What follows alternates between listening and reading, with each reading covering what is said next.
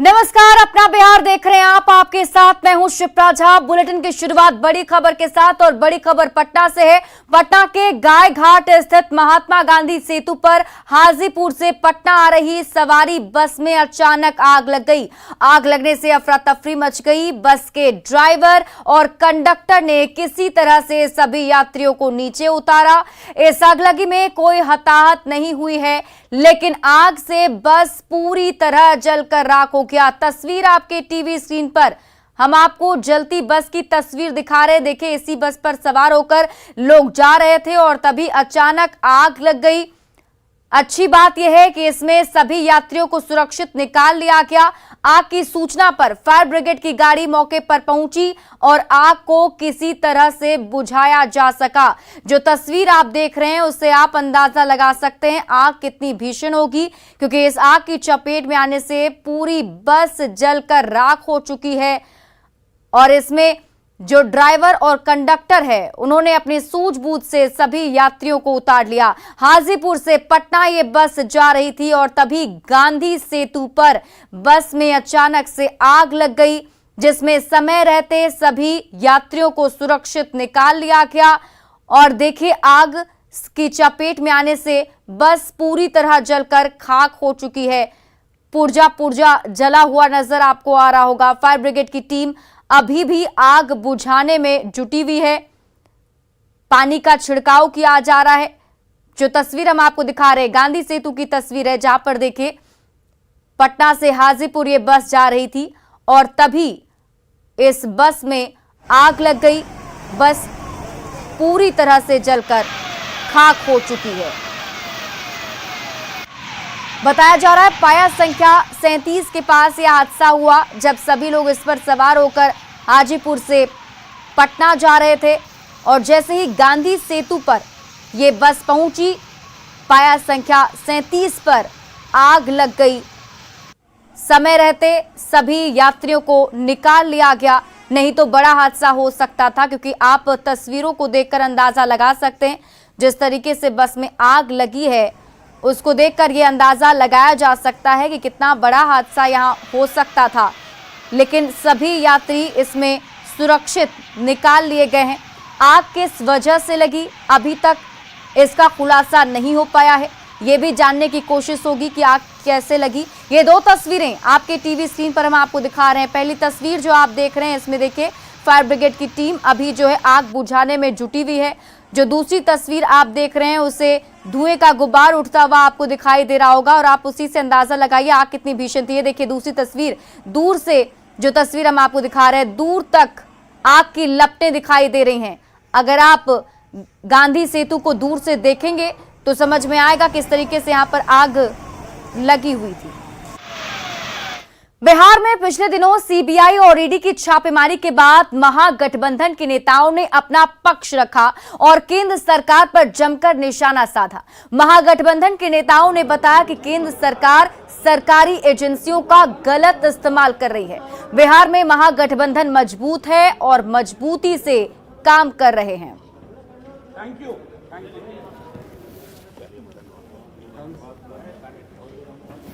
बिहार में महागठबंधन की सरकार बनने के बाद पटना से लेकर दिल्ली तक बीजेपी के नेता की नींद उड़ गई। भाजपा इस बात का भाजपा को मलाल है कि जिस तरह महाराष्ट्र जैसे वहां जिस तरह से खेल किया और बिहार में वह खेल नहीं कर सका, इसका उन्हें मलाल है। राजनीतिक का इच्छा और महत्वाकांक्षा सभी लोग को रखना चाहिए, लेकिन इस तरह से जिस तरह से भाजपा के नेता इतने गलत मंसूबों को उन्होंने पाला, यह गलत है।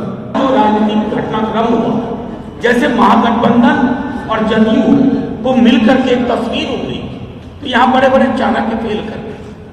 उन्होंने सोचा था कि डरा धमका करके ये परिवर्तन कर देंगे, तो बिहार एक संदेश दे रहा है लगातार महागठबंधन के तमाम नेताओं की उपस्थिति कि बाज आइए अपनी हरकतों से, नहीं तो गांधीवादी सत्याग्रह करेंगे, गुलाब का फूल लेके घूमेंगे और आपकी राह मुश्किल कर देंगे। सभी लोग लोकसभा का या बिहार विधान परिषद का चुनाव या विधानसभा का चुनाव जीत करके गए और केंद्र में मंत्री बने हुए और आज वो माननीय मुख्यमंत्री जी से मुकाबला कर रहे हैं। हम लोग इस प्रेस के माध्यम से उनको खुला चुनौती देते हैं कि उनके अंदर अगर थोड़ा भी नैतिकता बचा हुआ तो माननीय मुख्यमंत्री जी के नाम पर वो चुनाव लड़े थे और जीते थे।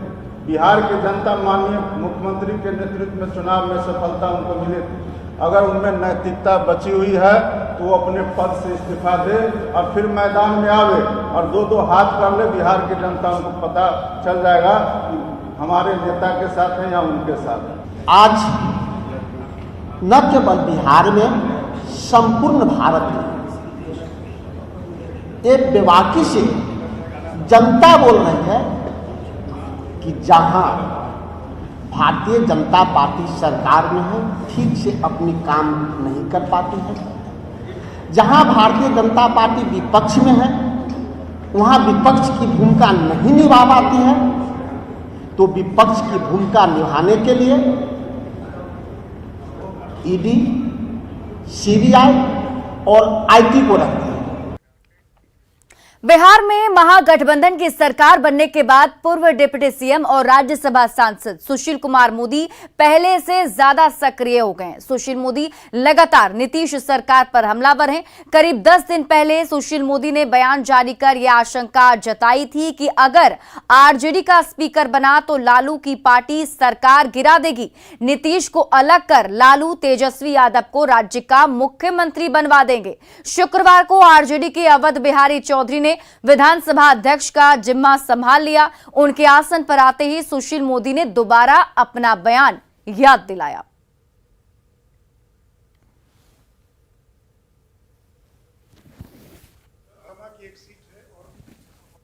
देखिए, श्री अवध बिहारी चौधरी जी को कल जो विधानसभा का अध्यक्ष बनाया गया है, ये बनते ही जनता दलियों की उल्टी गिनती शुरू हो गई। क्योंकि तेजस्वी यादव के पास 114 विधायक हैं और बहुमत के लिए 7 और चाहिए। 4 विधायक हम पार्टी के हैं। मांझी जी कब पासा पलटेंगे कोई नहीं जानता है। और लालू प्रसाद की एक ही इच्छा है कि उनके रहते रहते उनका बेटा मुख्यमंत्री बन जाए। और केवल 1-2 विधायकों की कमी है। उन 1-2 विधायकों के ताकत पर वो जनता दल को तोड़ सकते हैं और बिना नीतीश जी की मदद के अपनी सरकार बना सकते हैं। और फिर देखिए, नीतीश जी के बाद इस पार्टी में कुछ नहीं बचा है, इसलिए वहां पर तो भागदौड़ मचने वाली है। जनता दल के अधिकांश विधायक जानते हैं कि उनका कोई भविष्य नहीं है, इसलिए जनता दल या तो टूट जाएगी या उसका विलय हो जाएगा राष्ट्रीय जनता दल में। तो विलय या विलीन, यही दोनों उसका भविष्य, दूसरा कोई भविष्य नहीं है। तो सुशील मोदी का बयान आपने सुना, जिसमें सुशील मोदी ने यही कहा है कि अगर यहां पर जब से आरजेडी का स्पीकर बना है उसके बाद से लालू यादव नीतीश कुमार को झटका दे सकते हैं। वहीं सुशील मोदी के बयान पर जेडीयू और आरजेडी ने पलटवार करते हुए कहा कि नई सरकार बनने से सुशील मोदी को रोजगार मिल गया है। बिना तथ्य के ही बात कर रहे हैं। में जो हम लोग का महागठबंधन की सरकार थी 15 से 17, उसमें जो हम लोग का जो सरकार में ऐसे अपमानित नहीं हुए जिस तरह से बीजेपी वाले लोगों ने किया। इस तरह से बीजेपी वाले ने गठबंधन को तार तार कर दिया। और जो सुशील मोदी जी जो आलाप लगा रहे हैं, उनके आलाप से क्या होने वाला है? ये न्याय के साथ समावेशिक विकास माननीय मुख्यमंत्री नीतीश कुमार जी के नेतृत्व में चल रही है। सब हमारे जो गठबंधन के जो लोग हैं, सब लोग का उनमें आस्था है, पूरे निश्चिंत रहिए। सुशील मोदी जी के बारे में मैंने परसों एक बात कही, बड़े सुलझे हुए इंसान हैं, उलझे हुए रहते हैं इन्हीं चीज़ों में, इसलिए दरकिनार हो गए हैं बीजेपी से। जब नीतीश जी हमारे सीएम साहब और डिप्टी सीएम साहब ने नौकरी की बात की ना, पहला नियुक्ति पत्र सुशील मोदी जी को मिल गया है। वो गायब थे। अब आजकल सुबह सुबह टाइट होकर के बैठ जाते हैं मीडिया के सामने, तो उनको तो रोजगार आपने दे दिया। ये तो उसके लिए उनको धन्यवाद देना चाहिए नीतीश जी का और तेजस्वी जी का। रही बात, ये जो नारद मुनि टाइप करना चाहते हैं वो होगा नहीं। वो चाहते हैं अविश्वास। इस गठबंधन की बुनियाद स्नेह और विश्वास है, जो 2 व्यक्तियों के बीच में ही नहीं है, नीतीश जी और तेजस्वी जी के बीच में नहीं, जमीन तक। और जब जमीन का गठबंधन होता है ना, तो इस तरह के सुशील मोदी जी के बयान से कुछ भी नहीं होगा। और अगली खबर वैशाली से है, जहां एक बार फिर जहरीली शराब से 3 लोगों की मौत की आशंका जताई जा रही है, जबकि 2 लोग जिंदगी और मौत से जूझ रहे हैं। घटना राघोपुर प्रखंड क्षेत्र के बीरपुर गांव की है। मृतकों के परिजनों ने बताया है कि गांव में ही 5 लोगों ने शुक्रवार की रात शराब पी थी और शनिवार की सुबह सभी की तबियत बिगड़ने लगी, जिसके बाद सभी को अस्पताल में भर्ती कराया गया, जहां 3 की मौत हो गई है और 2 लोग अभी भी बीमार हैं। पुलिस पूरे मामले की जांच में जुट गई है। इस मामले में अब तक 6 लोगों की गिरफ्तारी हुई है और एसडीओ सदर को जांच का जिम्मा सौंप दिया गया है। दारू पीने कितने लोग थे? 5 लोग। कब लोग शराब पिया था? परसों शाम में। उन लोग को 50 बरस हो गया। क्या शराब वहाँ सही से उपलब्ध हो जाता है क्या राघोपुर में? अब हम नहीं जानते, हम तो नाव पर रहते हैं। तो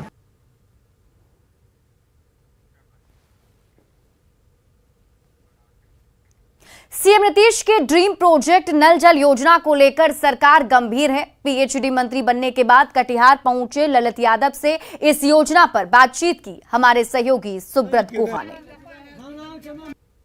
बिहार में इन दिनों सबसे बड़ी चर्चा जल नल को लेकर है। सरकार के पार्टनर बनने के बाद इस योजना पर बहुत ज्यादा फोकस है और सबसे बड़ी बात है, मुख्यमंत्री के इस ड्रीम प्रोजेक्ट को राजद जब जमीनी स्तर पर उतारने की कवायद कर रहे हैं। हमारे साथ सबसे पहले दौरे पर कटिहार आए हैं पीएचडी मंत्री हैं। आइए सर, कई शिकायत है, भ्रष्टाचार के बड़ा आरोप है, कैसे सुधार होगा, क्या आगे देखेंगे, मॉडल क्या रहेगा? देखिए, सबसे पहले तो हम कहेंगे ये मुख्यमंत्री जी का सही में वास्तविक में उनका ड्रीम प्रोजेक्ट है और उसको हम लोग जमीन पर भी उतारने का कोशिश कर रहे हैं और हम लोग उसमें धरातल पर जाके देखने का काम कर रहे हैं। जहां भी कोई गड़बड़ी हो, हमारे पूर्व विधायक माननीय नीरज जी हैं, इनका शिकायत था, कल इन्हीं को लेके हम पूरा घूमे, हम कहे दिखाइए।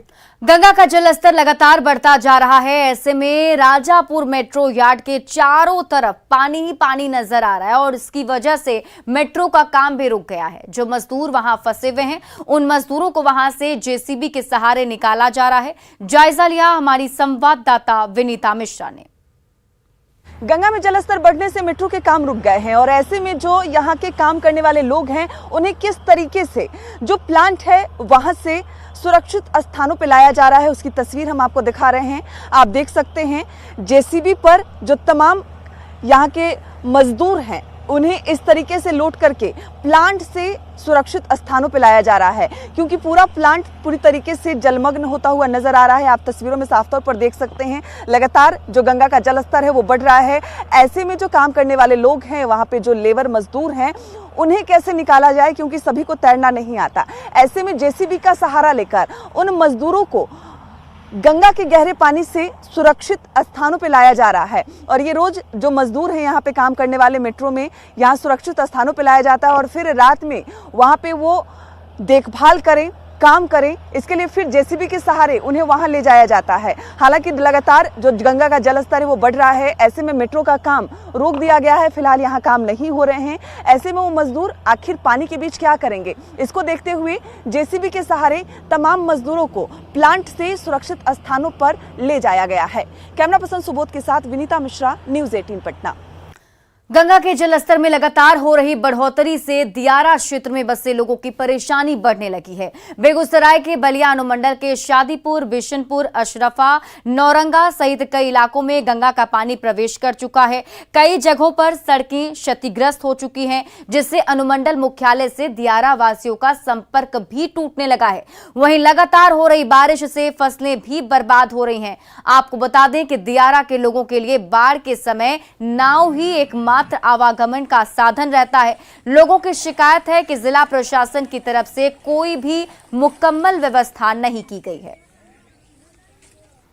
डूब गया, गरीब आदमी कैसे रहते हैं, फसल में भी कुछ आभइये नहीं है, सगर तो डूब रहा है। कि बहुत दिक्कत से मान लीजिए लाव की व्यवस्था नहीं होता है, तो किसी तरह मान लीजिए कभी लाव आता है तो जाते हैं बाजार से लाते हैं। बोरा में बल्लू कस के जम सेंक दिया जाता है और फिर कटाव में बह जाता है।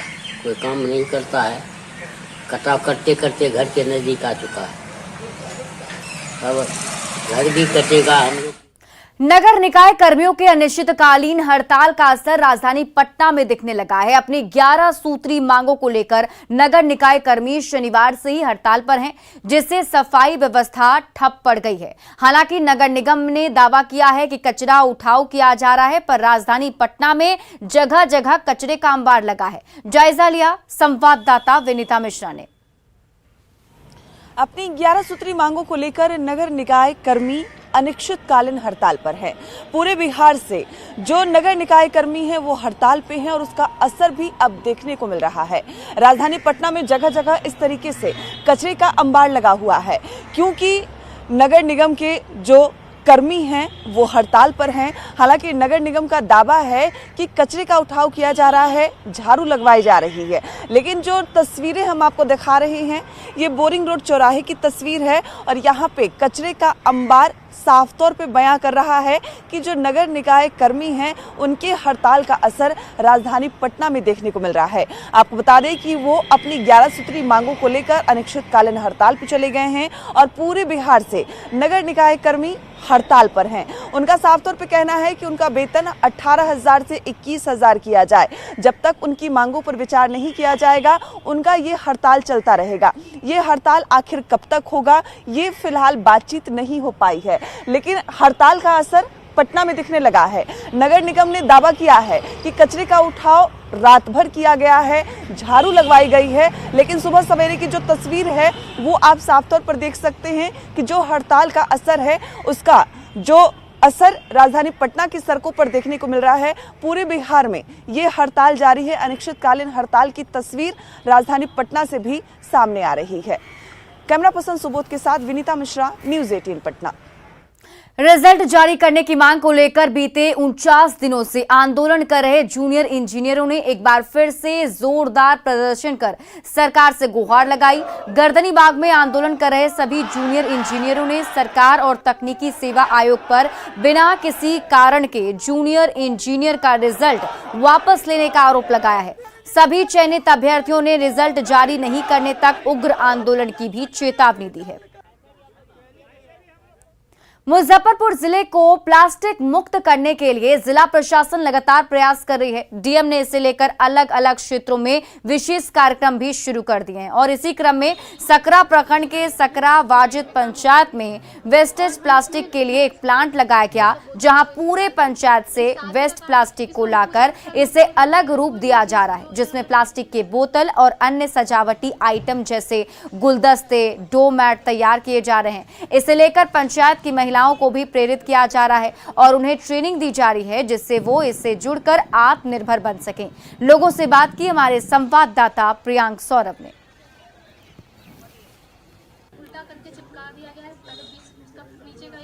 जिलाधिकारी महोदय का सपना था और उन्होंने सकरा प्रखंड को ही चयनित किया प्लास्टिक फ्री अवेयरनेस के लिए, स्टार्टिंग करने के लिए। तो जिलाधिकारी महोदय के पर्यवेक्षण में सकरा प्रखंड चयनित हुआ है और हम लोग 10 अगस्त को इसका उद्घाटन माननीय जिलाधिकारी महोदय के द्वारा और सम्मानित जनप्रतिनिधिगण उनके द्वारा हुआ है।